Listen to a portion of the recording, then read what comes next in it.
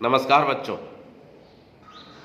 मैं राजेश कुमार मीणा, सहायक आचार्य इतिहास, राजकीय महाविद्यालय अटरू।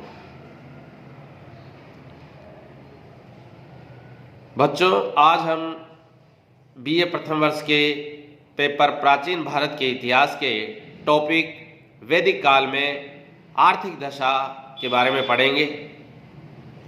वैदिक काल में आर्थिक दशा किस प्रकार की थी, इसके बारे में जानेंगे।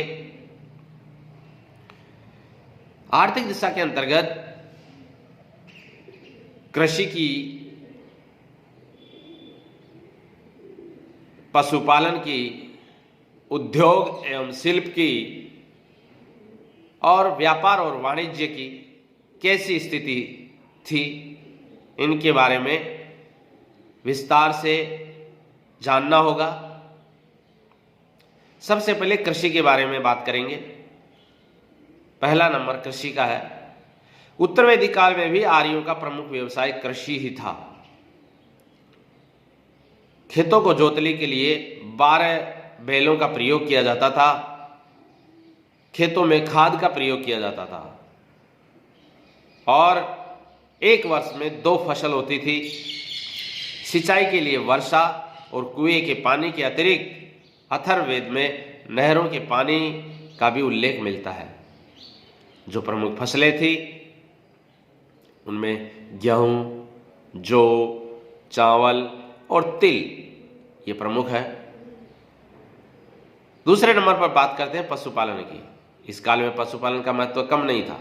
अधिक से अधिक गायों की पालना वैभव की निशानी समझी जाती थी। जिसके पास जितनी अधिक गायें होती थी वो इतना ही धनवान माना जाता था। भैंस, भेड़, बकरी, घोड़े आदि पशुओं को पाला जाता था। तीसरे नंबर पर बात करते हैं उद्योग एवं शिल्प। इस काल में बहुत से शिल्पों एवं व्यवसायों का विकास हो गया था। वैदिक काल में रथकार, कुलाल अर्थात कुम्हार, लुहार, हिरण्यकार अर्थात सुनार, चर्मकार, मणिकार, धनुषकार, इसके अलावा तंतुवाय अर्थात जुलाहे जो कपड़े का काम करते थे, इसके अलावा रंगरेज, गायक, नर्तक, सूत, मछुए, रसोइये, महावत आदि के व्यवसायों का भी उल्लेख मिलता है।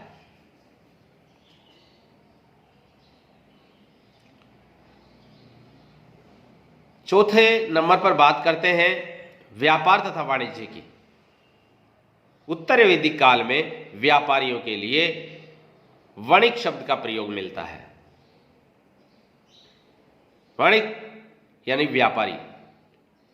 इस समय आंतरिक व्यापार और वैदेशिक व्यापार दोनों प्रकार के व्यापार ही प्रचलित थे और प्रगति पर थे। वैदिक काल में मुद्रा को शतमान कहा जाता था।